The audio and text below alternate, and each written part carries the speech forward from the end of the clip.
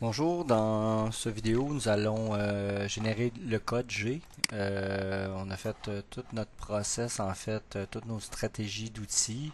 On aurait pu tester, faire notre code au fur et à mesure aussi, là, aller valider si le code est bon au fur et à mesure. Mais bon, on est rendu à la fin, c'est vraiment temps de valider. Puis de toute façon, après ça, on roule notre code dans un logiciel de vérification, puis souvent on est obligé de venir faire des petits ajustements. Fait que, on va pouvoir faire ça. Fait que pour la génération du code, c'est important ici, là, présentement, les outils portaient le numéro, là, je les ai créés dans un certain ordre, mais il faut que je m'assure que les numéros d'outils sont comme dans soit la machine où on va rouler le programme ou dans notre cas, on va vérifier dans Vericut. C'est un petit peu la même chose. Fait qu'on a établi les numéros dans Vericut, puis on va venir valider, on va venir mettre les mêmes numéros d'outils dans notre programme pour que ça fonctionne. Fait ici, en fait, Vericut, habituellement sur le bureau, vous allez avoir un icône V là, pour Vericut. Là, sur ce PC-là, il est dans le menu. Fait que si c'est pareil pour vous, là, c'est Vericut, Vericut. CGTech. Puis en fait, c'est l'icône Vericut que vous devriez avoir sur le bureau.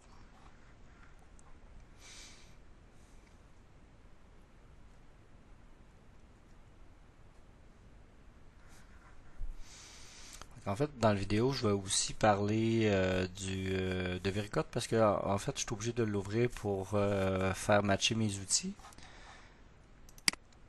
Fait qu'en même temps, on va parler du Vericut. Là, cette fenêtre-là ne devrait pas apparaître pour vous, mais c'est pas très grave. En fait, je vais ouvrir le projet, fait que notre projet. Fait qu'il devrait y avoir un projet Vericut de créer au départ. Sinon, dans des pièces simples comme la nôtre, là, on vérifie pas systématiquement tout le temps. Mais bon, c'est une bonne pratique. Fait qu'on va venir ici au niveau de notre icône, ouvrir un projet. Je devrais avoir un explorateur Windows qui s'ouvre. Puis dans notre cas, ça va être sur le réseau dans R, étudiant 446, dans JP Richard, projet 1. Bon, je sais pas pourquoi il y a un nouveau dossier, mais Vericut. Fait que vous voyez ici, là, on a Plaque Union, le VC Project, c'est ce qu'on va sélectionner.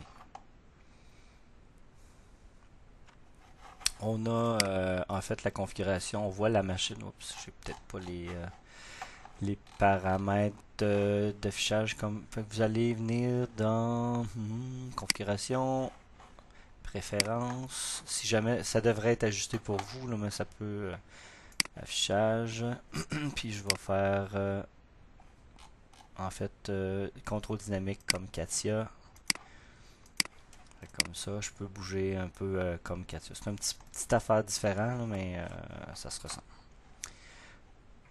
Dans Vericut, il y a un arbre aussi, comme dans Katia. Fait que je vais comme ouvrir ce qui m'est utile. Puis si je pèse sur le petit plus, ce que je vais avoir de besoin déjà dès le départ, c'est la liste d'outils. Fait que vous voyez là, outils, plaque union P10. Je double-clique là-dessus. Puis je vais avoir ma liste. OK. Par défaut, tous les outils du catalogue sont là avec les bons numéros d'outils. Là. Vous voyez de 17 à 27. Là, ici, là, ceux-là sont préconfigurés. Ils portent déjà le bon numéro. Fait que ça va être les outils qui ont plutôt été créés par nous dans notre ressource list qu'il va falloir modifier là, de 1 à 8. Vous allez remarquer, ça c'est un projet qu'on avait débuté l'année passée, puis j'avais donné le choix de travailler avec un forêt de départ 3.8 à 90 degrés ou un forêt de départ 3.8 à 118. C'est pour ça qu'il y a deux forêts de départ au début. Dans notre cas, cette année, on va travailler avec... Oups! On va travailler avec le forêt 118. Fait que faites attention à ça. Je vais revenir au niveau de mon Katia. Là, vous avez deux écrans. Moi aussi, mais en fait, là, je peux uniquement enregistrer un à la fois. Fait que je vais plutôt placer ça d'un côté pour vous montrer comme il faut. Placer ça là, puis glisser que là, j'ai en fait les deux. Puis là, je vais double-cliquer sur chacun des outils. Puis le numéro à modifier, c'est celui-là. Puis c'est tout. Ok, c'est pas plus compliqué que ça. Fait qu'en fait, ça commence avec le numéro 2. Vous allez voir, là, il y a un phénomène, en fait. Là, ça va faire de ligne à chaque fois, mais vous avez... en fait, l'outil numéro 2 existe déjà. En fait, je les ai fait dans un certain ordre. Fait que c'est normal, mais quand vous allez avoir modifié tous les numéros d'outils, là, ça devrait rentrer dans l'ordre. S'il y en a encore, là, si vous avez peut-être un problème. Fait que 932, numéro 5.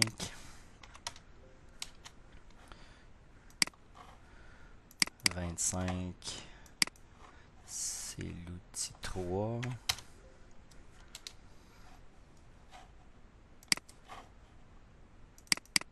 764, l'outil 4.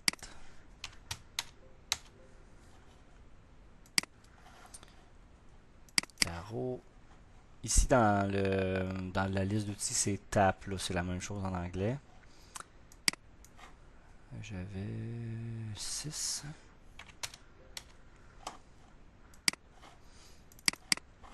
Et la lésoir 7. Puis notre fraise à chanfreiner. Numéro 8. Théoriquement, il ne devrait plus avoir de message d'erreur ici. Fait que si je rentre dans chacun, là, le message d'erreur devrait avoir disparu. Okay. Maintenant, j'ai fait toutes mes stratégies avec les anciens numéros d'outils. Là, je n'irai pas rentrer dans chacun pour aller modifier. Je vais plutôt faire un calcul forcé de tous mes trajets d'outils. Comme ça, il va mettre à jour. C'est la même chose si j'ai à modifier certains paramètres d'outils. Je devrais... je le change dans mon ressource list. On refait un calcul. Fait que le calcul forcé que j'ai montré ou je vais montrer en classe, on clique droit sur la feuille bleue où il y a le numéro de programme. Descendez à Objet qui porte le même nom. Puis ensuite, calcul de trajet d'outils. Vous allez avoir une petite fenêtre. Puis on me dit calcul si nécessaire. Moi, je vais forcer tous les calculs. Comme ça, c'est plus safe. Si jamais il y avait des stratégies qui étaient non résolues, bon, fait que là, on peut regarder aussi les erreurs. Calcul de trajet d'outils. L'opération à l'ésage n'est pas complète. Vérifier le paramètre de géométrie. Fait que je vais aller vérifier ça. OK. Puis le reste est tout calculé. Fait qu'ici, mon alésage, il y avait un petit problème. On va aller voir ça. Fait qu'il y avait quelque chose qui n'était pas conforme. Fait que là, on va juste aller valider, en fait, la géométrie. Je pense que j'ai fait un petit changement. Je vais effacer toutes les ici. Puis je vais reprendre ça. Ça. Sur 625. Je vais rouler pour voir. Vérification de trajet. Ah. Parce que par défaut, il va désactiver. Fait que là, je vais venir réactiver.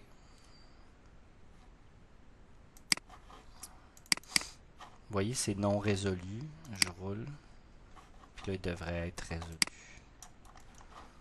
Okay, c'est parce que j'ai modifié un des trous. Là. Il n'était pas fait aux deux. La répétition n'avait pas été exécutée. Fait que là, je l'ai refaite. Mais sinon, si j'avais pas fait ce changement-là, tout aurait été correct. Fait que je prendrai pas de chance. Je recalcule. Forcer. Tout est bon. Puis ensuite, je vous recommande d'enregistrer. Là, je vais pouvoir faire ça ici. Puis là, il y a deux méthodes pour générer du code.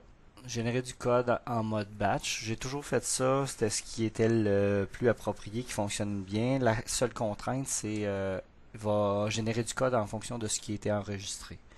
Fait que vous voyez, j'ai recalculé, enregistré, génère du code en mode batch, puis ça va faire en fonction de l'enregistrement. Si je prends interactif, ben en fait, il va générer du code en fonction de ce qui est là. Même si je n'ai pas enregistré, il va générer le code en fonction de ce qui est là, mais c'est en tout cas, c'est une certaine habitude. Là, les deux devraient fonctionner. Fait qu'on clique là-dessus. Théoriquement, j'ai pas à venir ici parce qu'en fait, tout a été configuré, mon post-processeur, dans ma phase d'usinage. Fait que théoriquement, ça devrait être correct. Prenez soin, là, si c'est pas déjà fait, enregistrer au même endroit que le process. On s'étend pas, on enregistre au même endroit, c'est plus facile. Puis remplacer des fichiers portant le même nom parce que vous allez voir, vous allez vouloir faire des petites modifications au besoin. Puis là, en fait, on veut écraser, si on veut, le même fichier tout le temps. On veut permettre de remplacer ou d'écraser le fichier pour que ça soit rapide. Puis dans Vericut, le fichier va porter le même nom, puis on fait juste là une remise à zéro, puis là du coup on continue. Fait que c'est beaucoup plus rapide comme ça. Je pourrais avoir plusieurs programmes dans mon process. Fait que là, je viendrais sélectionner. Là, j'en ai juste un.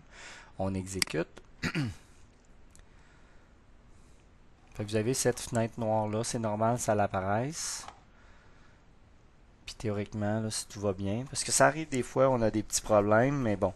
Cette fenêtre-là devrait apparaître. Le header.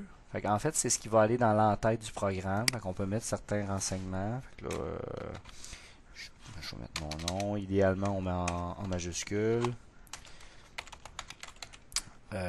Numéro du groupe, numéro d'étudiant, numéro de groupe, professeur. Malheureusement, je suis pas encore là, mais bon, c'est pas plus grave que ça. Au pire, mettez rien. En fait, il va afficher les renseignements qui sont là uniquement. On pourrait mettre le nom de la pièce, numéro de pièce, etc. Fait que c'est quand même assez bien fait, complet. Dans les commentaires, on pourrait mettre des commentaires s'adressant à l'opérateur, où est le zéro pièce, un petit peu définir là. Fait qu'on peut mettre beaucoup de choses là-dedans. Puis, comme de raison, quand on va générer notre code, tous ces caractères-là vont être entre parenthèses. Faites attention ici, là, moi j'avais pris soin de mettre un numéro comme un numéro de programme. Par défaut, le numéro de programme vient se positionner ici. Fait que si vous avez laissé programme d'usinage, quand vous allez rouler dans le Vericut, il ne sera pas entre parenthèses votre texte. Puis là, Vericut va faire une erreur. La machine ferait la même erreur. En fait, la machine ne lit pas du texte.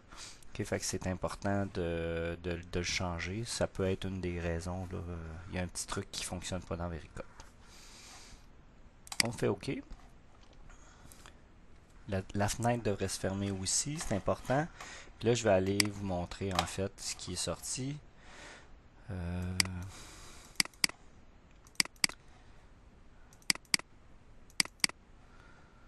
Fait que mon code, c'est l'extension .tp. Par défaut, je ne sais pas pourquoi là, il l'associe à un fichier vidéo, mais cliquez droite si vous voulez le lire en fait. Ouvrir avec. Prenez je vais choisir un lecteur de fichiers texte, tout simplement. Avec un bloc-notes, par exemple. Puis là, on voit le fichier texte. Hop. Bon. Puis là, on voit un petit peu tout ce qui est là. Avec toutes mes stratégies de perçage qui vont un petit peu plus vers la fin. Fait que c'est quand même intéressant d'aller voir ça. Maintenant, ce qu'on fait avec ce code-là, habituellement, on va le mettre en Vericut pour le valider. Fait que pour valider notre programme, vous allez venir, j'ai déjà ouvert je le fais en même temps, il est déjà ouvert. Fait que mon programme CN, double-cliquez là-dessus. Puis on vient chercher le programme à l'endroit qu'on l'a enregistré. Oups. 446.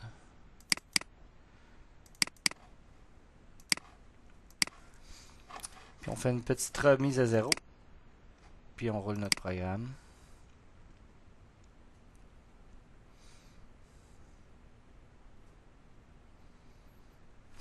Excusez.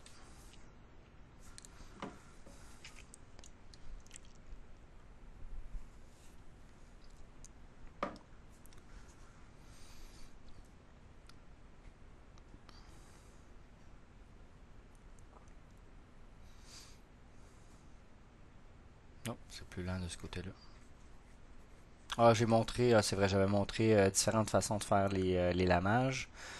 Fait que j'ai fait exprès de montrer les deux variantes. Fait que d'un côté, là, il y a beaucoup moins de lignes de code parce qu'on fait le format standard. On rentre au centre, on fait une entrée-sortie tangentielle en faisant le rayon. Même chose. Mais de l'autre côté, on a une entrée en hélice qui va générer beaucoup, beaucoup, beaucoup de code. Ok. Fait que vous avez votre pièce. Fait qu'en fait, j'ai aucune erreur. En fait, j'ai aucune erreur de collision. J'ai pas de déplacement rapide dans la pièce puis tout. En classe, j'ai pas eu le temps beaucoup de montrer ça, mais on peut venir faire une analyse, une autodiff. Avec ça, là, je veux pas trop rentrer là-dedans parce qu'il y a quand même pas mal d'ajustements à faire, puis même idéalement, il faudrait que je les fasse, que j'enregistre tout ça dans le projet. Mais j'y reviendrai là en classe. En fait, on a une certaine forme d'autodiff dans Cassia. Quand on génère le- quand on fait nos parcours d'outils, on peut comparer avec le modèle. Fait que c'est quand même bien. Mais ici, là, je veux vraiment m'assurer que j'ai pas de collision puis que tout se fait comme il faut. Fait que c'est en gros là, c'est ce que vous avez à faire. C'est un petit rappel pour certains là, si jamais vous êtes rendu en CN2 puis vous vous rappelez pas comment faire. C'est un petit rappel.